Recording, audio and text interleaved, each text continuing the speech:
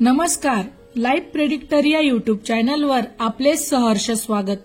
आजच्या व्हिडिओमध्ये आपण जाणून घेणार आहोत 2 सप्टेंबर ते 8 सप्टेंबर 2025 चे भविष्य भाकीत, देश राज्याच्या राजकारणात नाट्यमय घडामोडी।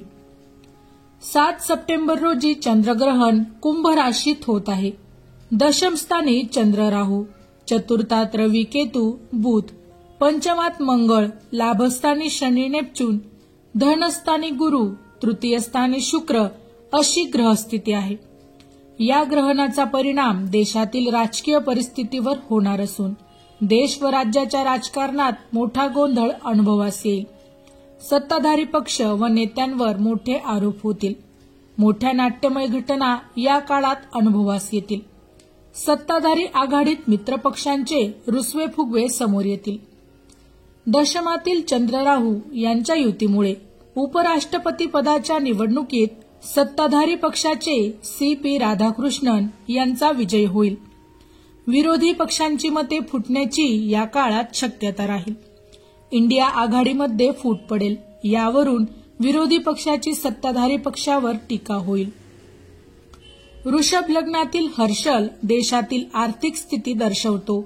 अर्थव्यवस्थेमध्ये मोठे बदल होण्याची शक्यता असून अमेरिकेच्या आयात शुल्कांमध्ये वस्तूंच्या किमतींमध्ये मोठे चढ उतार अनुभवास येतील। उंची वस्तू, फॅशनच्या वस्तू, सौंदर्य प्रसाधने, इलेक्ट्रॉनिक्स वस्तू, मोबाईल यांच्या भावात घसरण होईल। शेअर बाजारामध्ये मोठी पडझड होण्याची देखील शक्यता वाटते। सोन्या चांदीच्या भावात घसरण होईल।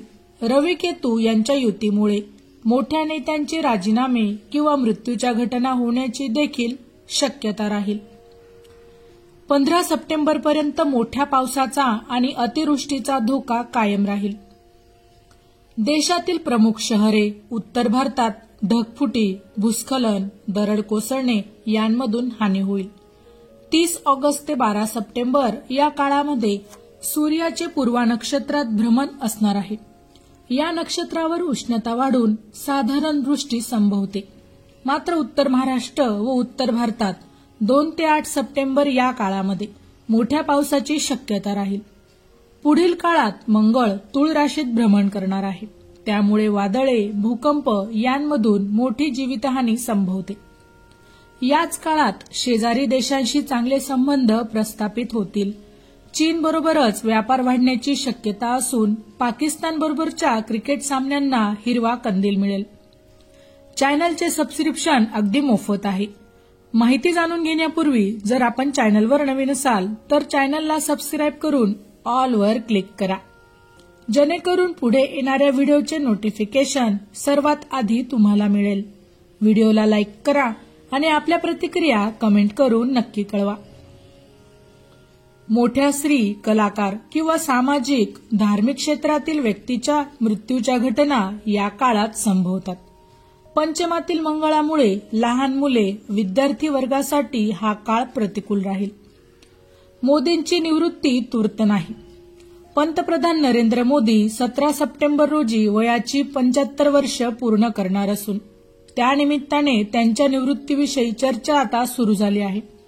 योगायोगाने सरसंघचालक मोहन भागवतही वयाची 75 वर्षे पूर्ण करीत आहे। मोदी यांची जन्मतारीख 17 सप्टेंबर 1950 असून मोदी यांच्या पत्रिकेचा विचार करता जून 2027 मध्ये शनीचा मेष राशीतील प्रवेश राजकीय निवृत्तीसाठी महत्वाचा ठरू शकतो। याचा अर्थ जून 2027 पर्यंत मोदी निवृत्त होणार नाहीत। जून 2027 ते 2030 पर्यंत शनी मेष राशीत भ्रमण करणार आहे। देशात मे 2029 मध्ये लोकसभा निवडणूक होणार आहे। यापूर्वी 2 वर्ष म्हणजे जून 2027 नंतरच्या काळात मोदींचा वारसदार निश्चित होण्याची शक्यता आहे। जून 2027 नंतर मेष राशीतील शनीचे भ्रमण भारतीय राजकारणात मोठे फेरबदल होण्याची शक्यता असून निवडणुकीपूर्वी अनेक ज्येष्ठ नेत्यांच्या निवृत्तीची घोषणा होण्याची शक्यता राहील। नवीन नेतृत्वाच्या हाती देशाची धुरा येण्याची शक्यता असून मंत्रिमंडळात मोठे बदल होतील असे वाटते। माहिती आवडली असेल तर अवश्य शेअर करा अशाच प्रकारची नवनवीन राशीविषयक माहिती मिळवण्यासाठी आमच्या लाईफ प्रेडिक्टर या यूट्यूब चॅनलला अवश्य सबस्क्राईब करा. धन्यवाद.